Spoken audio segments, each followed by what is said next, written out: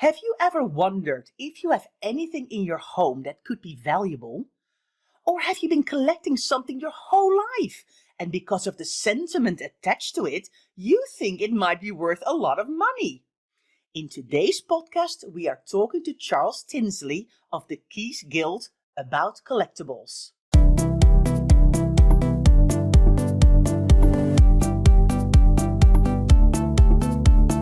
You're listening to the Declutter Hub podcast, bringing you tried and tested, no-nonsense tips and advice from the leading experts in decluttering and organising your home.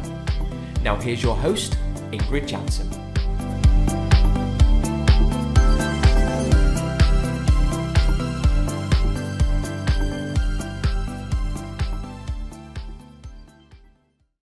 Hello and welcome listeners to episode 193. I'm Ingrid. If you're new to the Declutter Hub podcast, you're so welcome. What you'll find here is reality, empathy, and advice by the bucket load.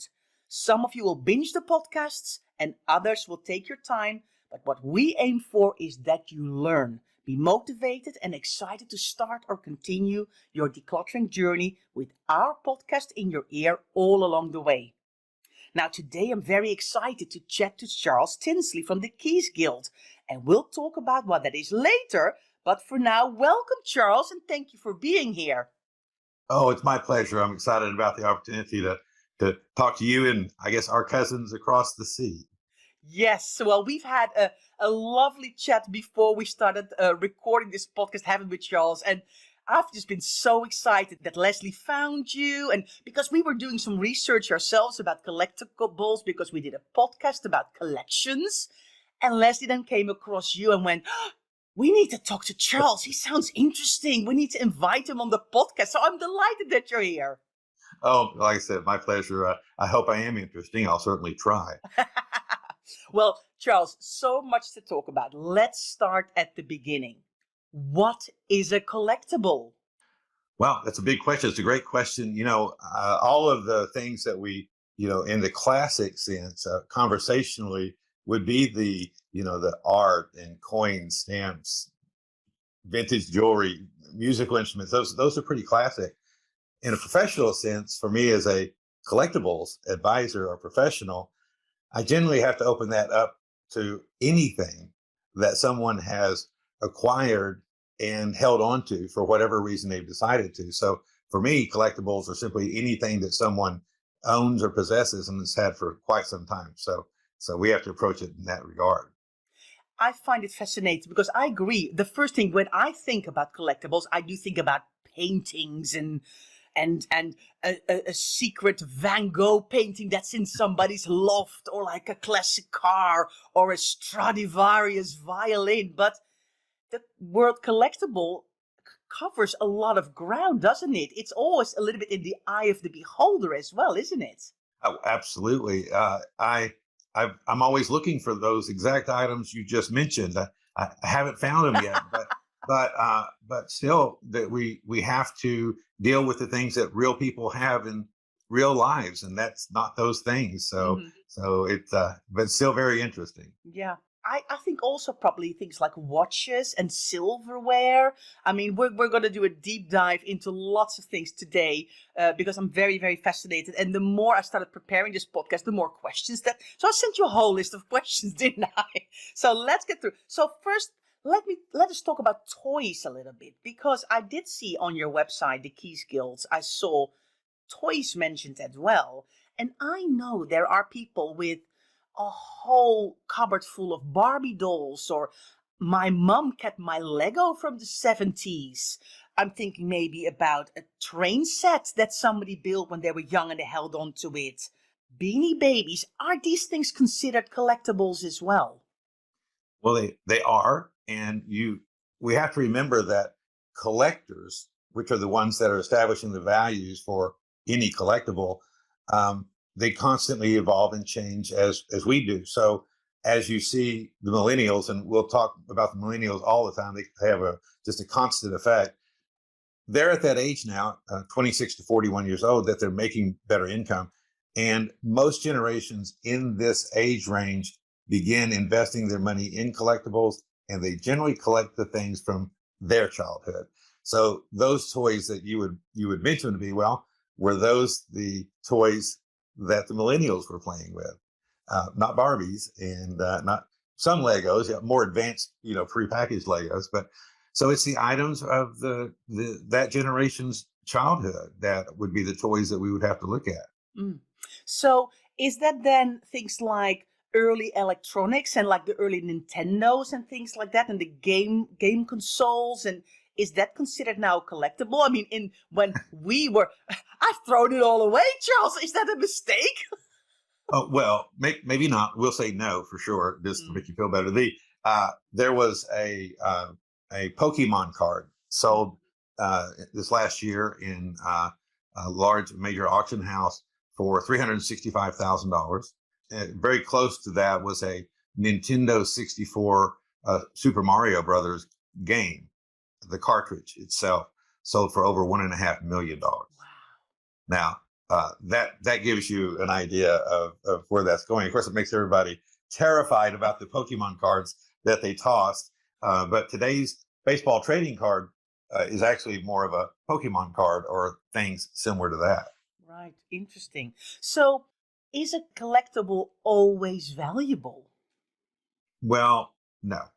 And this is something we've been experiencing. I speak with obviously a lot more knowledge of the U.S. market, but collectibles for quite some time have been on the decline. If it's a common collectible, a lot of it in the market, it's going to be struggling. It's got a lot of competition. There's a lot of places to buy collectibles online. Mm-hmm. So that's not good news. And it's not going to change. There's just been a complete change in the way people look at stuff in general. Mm-hmm. However, if you have something that is truly rare, well, that's different because it's rare to find something rare these days. And the true rarities in collectibles are worth more today than they've ever been because it's so hard to find something like that. Right. And okay, this is another question I prepared, but how do you know it's rare? Well, usually the value will be a good indication. If you do a little research on some of the common tools that we can look up things, and you're trying to figure, well, why is mine or why is this one worth more than all the rest? Well, the first thing is usually rarity. That's the number one value point. You can look into experts, auction houses, collectors and dealers. They'll help you identify things that are rare. But with the internet today, we have access to all the knowledge we need to be able to really have a good idea of what we have and what it's worth. Yeah. So Charles, how come that you know so much about collectibles? Tell me a little bit about your background story. How did you end up being where you are now? Well, many years ago, my expertise and specialty is diamonds, gemstones, jewelry, coins, watches, sterling. And I had large offices in Texas, up in my area. But as I helped my clients with these specialties of mine, I constantly had clients saying, well, look, that's wonderful. Thanks for helping with those. But I've got this painting or I've got this collection of things. Can you help me there? So I began to seek out experts in all the areas that I had client needs. One thing I figured out very early on, I could not become an expert on everything. So I kind of became somewhat of an expert on experts so that I could help people.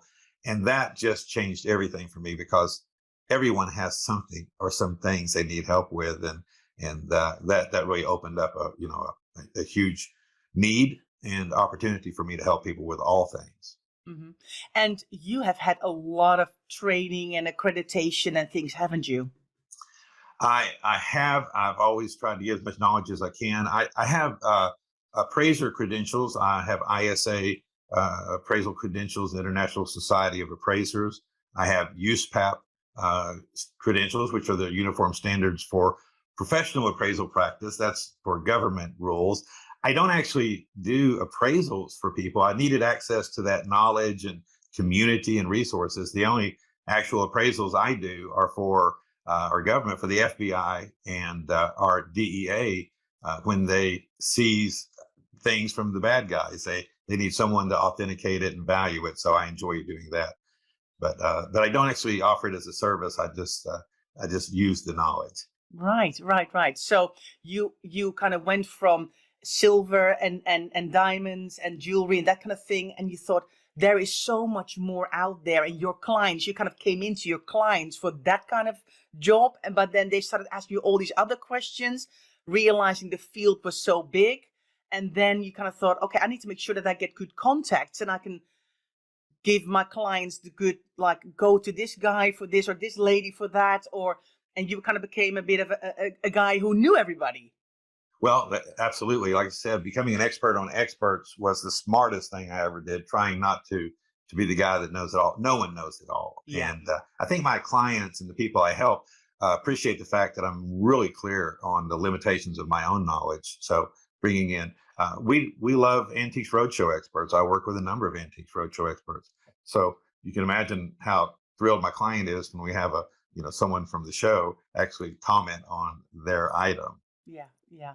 So, and of course, amazing to hear that you work for the FBI, the DEA. That I find that fascinating. But I think maybe, Charles, I've watched a bit too many crime shows. But I'm like, oh, this sounds very interesting. But do you do that on Zoom, or do you actually have to go to like the FBI offices to have a look at these items? Well, we go into their offices because of the security involved, and there's no mistaking gang jewelry here. With the jewelry we encounter are huge medallions and chains and diamonds that just scream, "I'm a drug dealer." So it's rather unusual stuff you would never see anywhere else. And a lot of very high end watches, of course.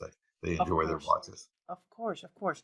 Interesting. So that kind of, you've accumulated all this knowledge, and then you set up the Keys Guild. We're going to talk about that a little bit later, but let me go back then a step. So you said the collectibles have changed. So can I then ask you, are collectibles different now than they were in the past? Because I mean, my parents were not collecting baseball cards or Pokemon cards, but they were collecting Ladro figurines, and my mom had a couple of Swarovski crystal things, and she loves her crystal. That was her thing. But it's changed, hasn't it? Those things are not interesting anymore for people.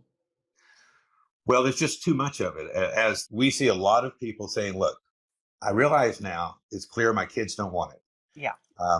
And we're hearing a lot about less is more, less space, tiny homes, all these things. So more people are being thoughtful about that and considering living in a right size type home. Well, when that happens, you have to get rid of things. You can't take it all with you. Our markets now are flooded with the Audros and the China and the crystal and all these classic things that these generations have had for so long. And they did tend to have a lot of the same stuff. That may be a tribute to advertising, I'm not sure. But there is a ton of the same material. All of this old ornate dark wood furniture, the older style art, the old master style with the very ornate frames, any of these things, if it looks antique, it has a real problem. And so the values are going to continue to decline. There's going to be continued resistance. And the entities that serve that industry, in our case, the estate sale companies, the resale shops, even the donation spots are getting picky. They just can't take in the massive material. Okay. So basically, what was once a collectible and everybody loved it and everybody started buying it, there's now so much of it, and the people who own these types of things are all either downsizing or going into care or passing away, and now the market is being flooded with these items, and actually the value has gone down. Well, absolutely. And one more thing that is fueling this for us is that our real estate market is super strong. Mm-hmm. So many people are taking advantage of the high value of their home, selling their homes, and they're not allowing the stuff to slow them down. In other words, waiting till they can figure out how to get top dollar for their items is a mistake. Houses are selling in days now. Mm-hmm. So they can't wait to do an estate sale. So they just financially have to make the decision. The stuff's got to go. Even if I donate it or give it away, it has to go because I got to get rid of this house. And so that's added to it as well. Yeah. So people who do have, because that kind of a bit of a tangent, but I was just thinking, if you do have a lot of collectibles in your house, whatever that may be, and if it is valuable, I'm sure that has an impact on insurance as well. Because if you've got big collections of stuff, you probably have to make sure that you have an extra insurance on your house, because if it's, especially if it's very valuable. Well, it's a great question. And of course, everyone has to make those decisions with their financial advisor and their insurance agents. The problem is that if you're going to insure something, you have to appraise it. Yeah. And that gets extremely costly. And it's a mistake sometimes today when I'll tell you, it happens to where I encounter clients who went ahead and got it appraised. They had this perception it was high value. They did get it appraised. The value is not something that's realistic in the market. And so it just creates more problems for people. If you truly have something that has a high value to it and is important in any way, it's worth considering appraising. Generally speaking, I don't suggest appraising most items. It's a number that would only come into play in the case of a loss or possibly a trust type settlement. Right. Okay. Interesting. So, have you seen a change then in the market over the years? I mean, you've been doing this for, I think, 17, 18 years. Mm-hmm. Have you seen a change in the market over the time that you've been doing this? Well, fortunately for me, it was already heading the wrong direction when I got into the bigger range of collectibles. So I work with so many experts that just sit around lamenting the good old days when all these things were wonderful, prized, and valuable. Since it's always been bad for me, I don't have that experience. Now, it has continued to get worse. So that's a change that we've watched continue to happen. Watching what the millennials are buying are things that we're beginning to see some change in values of the things from their youth. So yeah, there's this constant change. We are also seeing things become obsolete that have been around for a long time. Formal dining in the U.S. Is almost obsolete. Matter of fact, a lot of the homes don't even have the formal dining room available. Yeah. So all things related to that, furniture, crystal, china, sterling, it's just a dead collectible here. So that's an example of something that has really become dramatic in the collectibles market. That's interesting, because I think I hadn't realized it that much, but I think COVID has had a big impact on that as well, because people had to kind of rearrange their houses, because we suddenly were so many of us were working from home, and indeed formerly empty rooms or underused rooms were being turned into desks and offices. But I think it's true. I think it's also just a sign of the times that we eat and socialize completely different now. And this indeed is formal dining of having people over and having them sit at the table and with all the nice stuff out. It's disappearing, isn't it? Well, it is. A millennial would say, I'd much rather use the little red plastic cups, paper plates, spend no time preparing the good stuff or cleaning afterwards. They spend all that saved time interacting, building memories, enjoying the relationships and the time. So yeah, it's you know that millennials take a lot of heat around here, and but there must be a reason that they approach stuff like they do. It's a very world friendly view, and so I think we must have needed to rethink stuff, and hanging on to everything we ever bought for our entire life is probably not a very good idea. Yeah. So. Yeah, I think the way they feel about items has an incredible effect on the value of collectibles, doesn't it? Well, it does. And you mentioned space in people's homes. I'd have to tell you that, and this may be unique to the U.S., but there's so much wasted space. And one of the things that we have learned through some different studies that we've encountered is that the average American family or couple uses about 40% of the space in their home.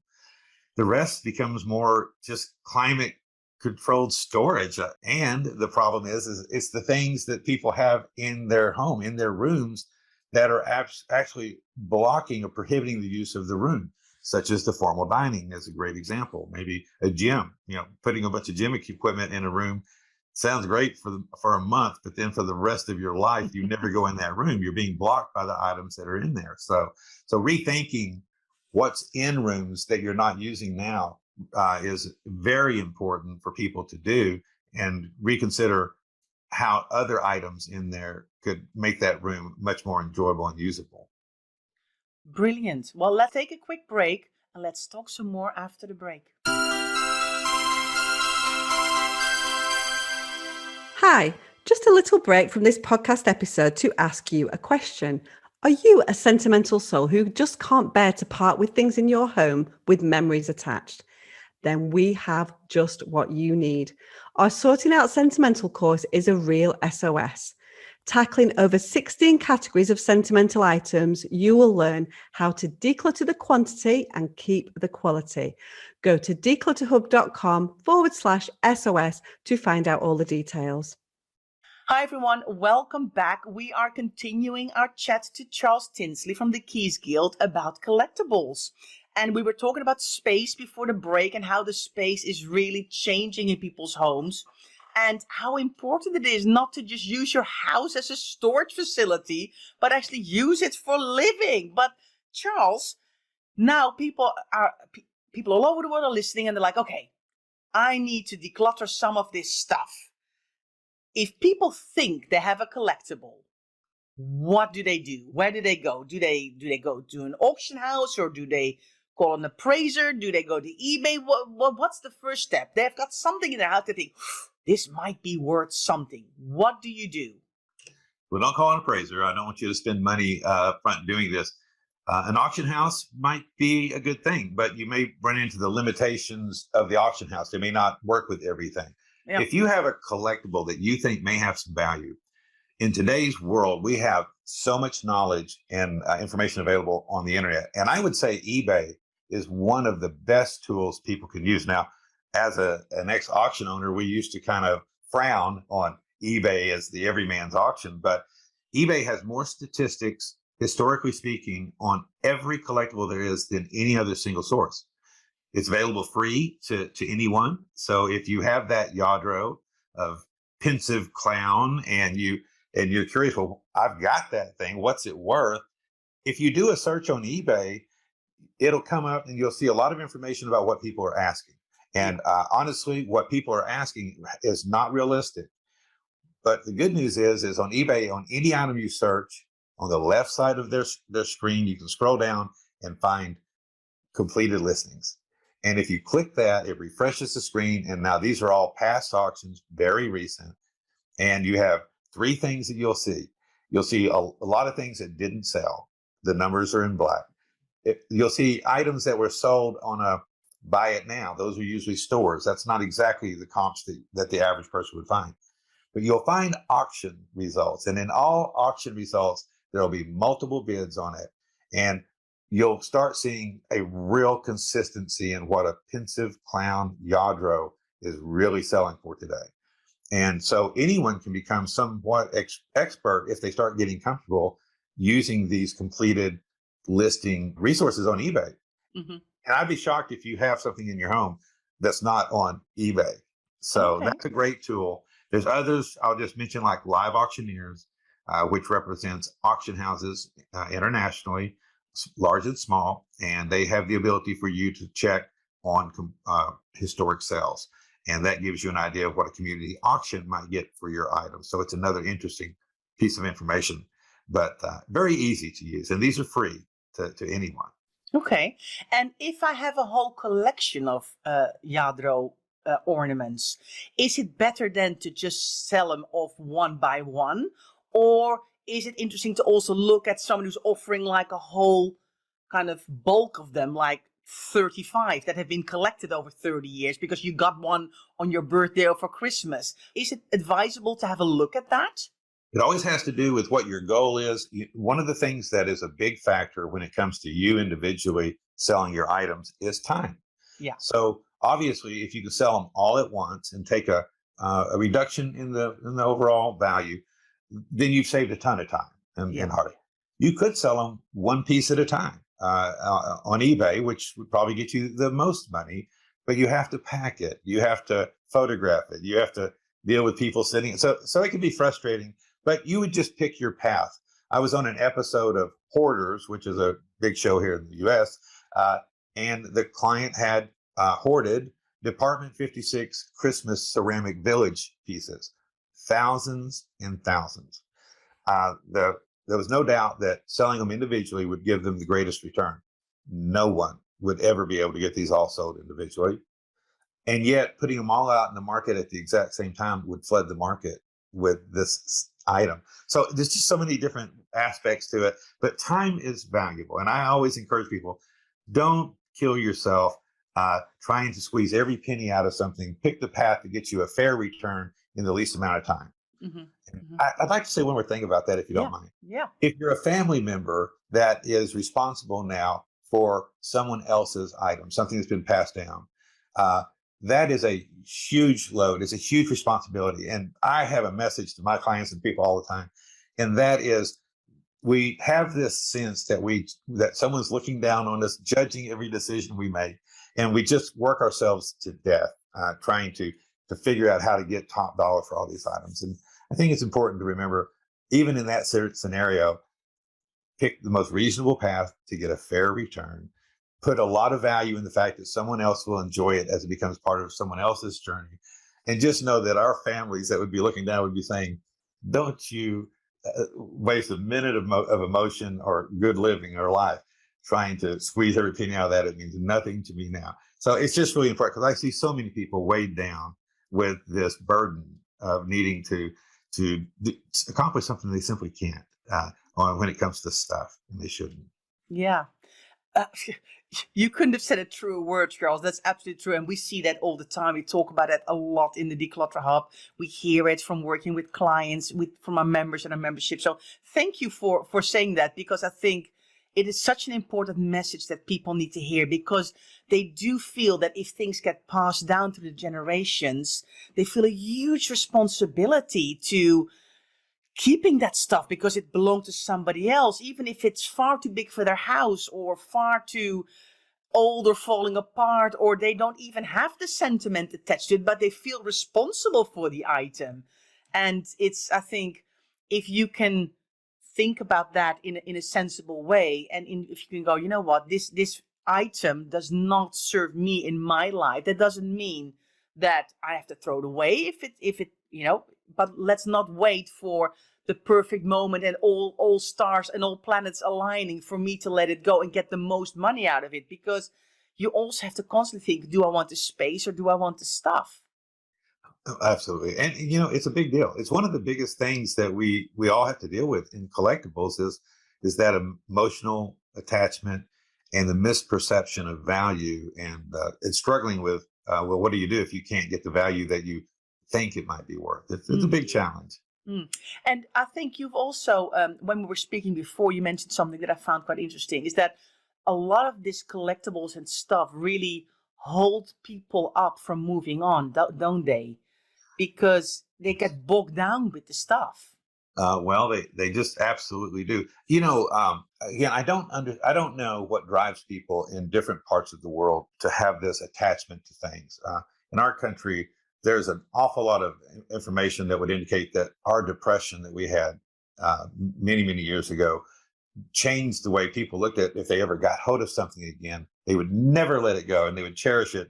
And families, up until very recent generations, would fight over the stuff that would be passed down. If it was a family that had trouble, it would just split them up. And then you have today, it's the opposite. It's you're not going to make me take that. It's the opposite thing to it. So I just don't know if we finally got to this point in this country where people decided, that depression effect is just not there anymore. But I have some of it. The people in my generation, I'm 61, in my parents' generation and grandparents' generation, there is this unusual, unnatural attachment to the stuff that just makes it terribly hard to get rid of it. It's probably more of a psychological thing than I could ever explain or understand. Yeah, it's definitely true. I think for us it was probably the war, the Second World War. Parents who had to, grandparents who had to work so hard to rebuild, make do and mend. They had nothing, so everything they had needed to be fixed and treasured and made into something else, because there was still a couple of good parts of a jacket left, so you can make something else from it. So I think you can really, really see that, and it's different now because things are much cheaper. But on the other hand, I think what you see now is a whole movement to more sustainability and the Right. environment. And it fluctuates, doesn't it? I think throughout the century, and different generations have different things they find important. Well, absolutely. Again, I think that this generation that's out now is teaching us that we have one life. Spend your time enjoying it. Spend your time making memories, enjoying the process of making memories, and don't look back and regret. The more stuff that you buy and keep and hang on to, the bigger house you have to have. The more, just a constant cycle of money and working and keeping it and fretting about it, cleaning it. So I just am all about getting people comfortably separated from their stuff. And I can tell you, I have elderly clients all the time that once we get them moved on to that next stage, and they fretted so much and worried about this thing and that, and then I'd ask them, how are you feeling about that experience? What about that thing? They'll be like, what thing? Oh, right, that's right. I was worried about that thing, wasn't I? It is so natural to be to remove that load, to lighten our load, that it just makes sense. Mm-hmm. Now, you've seen the demand for your expertise grow over the years, haven't you? So what did you decide? You decided to set up the Keys Guild, didn't you? So can you tell us a little bit more about that? Well, I'll tell you that, first of all, I realized that the way I was handling collectibles, once I had an auction house, once I shut it down and went private and began to advocate for my clients, to where I no longer had a horse in the race. I did not represent any single solution, which meant every solution was available to my client. And that's unique. And so coming at collectibles as an advocate for our clients was so unique. I couldn't find anyone else doing it. I decided that I needed to get more people access to these types of positions. I call it collectibles advisor. Mm-hmm. And we are creating a new industry specialty called collectibles advising, and to approach it from that perspective of not representing a solution, not being encumbered by relationships with this auction house or this estate sale company, but whatever's in the best interest of the client. I created the Keys Guild so that I could have a source for people to join and become collectibles advisors, have access to the course material where I teach them about all the different areas and that they need to know, and give them access to experts that want to work with Keys Guild members and want access to the treasures they're finding, and then just this mastermind type community. So the Keys Guild is my way of getting collectibles advisors in all markets so that all people have access to that type of representation. Wow.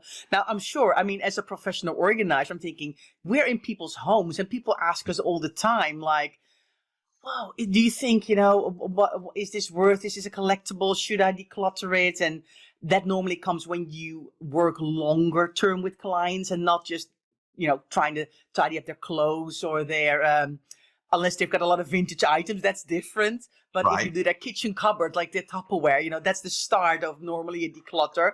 But once you start to work with clients longer, then you come to the more harder items like the collectibles. So I'm sure that in the US, because that's where you are currently, there must be loads of professional organizers. And I know a lot of you are listening as well. So thank you for being here. So maybe if you're in the US and you think to yourself, this sounds really fascinating, I would love to be a collectibles advisor, definitely go and check out the Keys Guild that Charles has set up, because it may be something that you can offer your clients as a service, because you are an independent person. And I think that's what a lot of the people that we work with really love, is that we're independent to everybody and we're just there for your benefit and well-being. So if you are a professional organizer and interested, check it out. I will put Charles's details in the show notes, his website, Facebook, Instagram, and everything. Or if you think to yourself, I want to know a bit more about these collectibles, I'm going to follow Charles on Instagram, you can.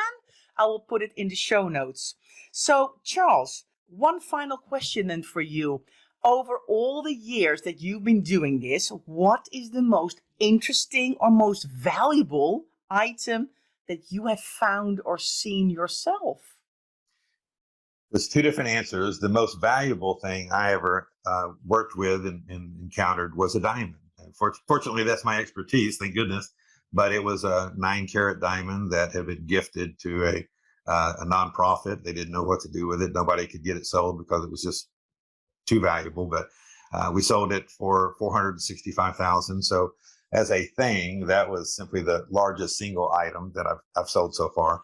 Mhm. I would say the most interesting thing was a shrunken head. I came across a client that had come across a shrunken head, and it was terribly challenging. Most large auction houses won't sell human parts, especially heads, understandably.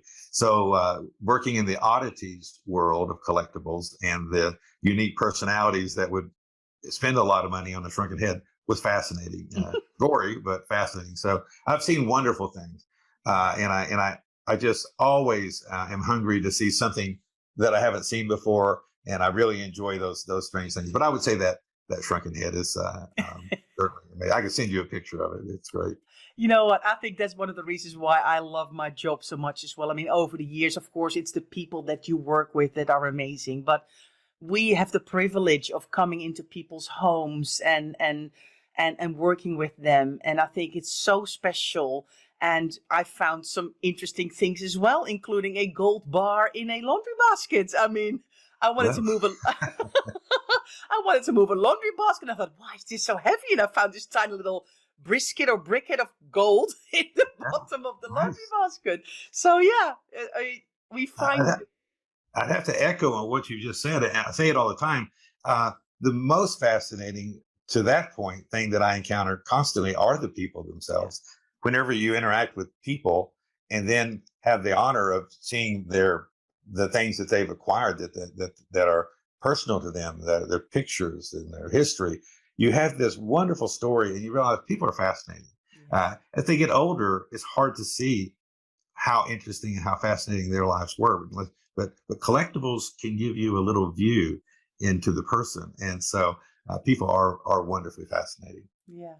Well, thank you so much, Charles, for being on this podcast. Listeners, if you have any questions, put in a comment under this podcast on our website, declutterhub.com. Find this episode, put a comment in, follow Charles on his socials. We'd love to know what you think about this podcast. And we hope it was helpful to kind of get your own head around the items that you have in your home and what are you going to do with them long term? Are you actually enjoying them now, or are they a burden for you? And do you need to actually start thinking about, do I need to maybe sell a few of these items? Am I realistic about what the current value is, or am I overinflating the price in my head because it's so special and important to me? Well, maybe it's something that you then better keep if it's really that important to you. But if the collection is very large and it's holding you from moving on in your life, downsizing, upsizing, going to another country, it doesn't matter what it is, then it's time to have a good look at what you have and what you could possibly do with it. So thank you, Charles. I really appreciate your time, your expertise, and thank you for being here. Well, listen, thanks for having me. It's been a real honor, and I'm happy to answer any questions that any of your listeners may have about items that they're just curious about. I enjoy trying to field as many of those inquiries as I can, and like I said, it's just a real honor to get to speak to you and the people that follow you. So thank you. Thank you so much. Now, listeners, next week, this is a good one. We're talking about keeping things for best. It's like linked. It's linked. Keeping things for best. Should you hold on to them or not? Or should you just use them? Really nice conversation between me and Leslie. So thanks for being here this week and listening to this podcast. We appreciate you so much listening in week after week. And we'll see you soon.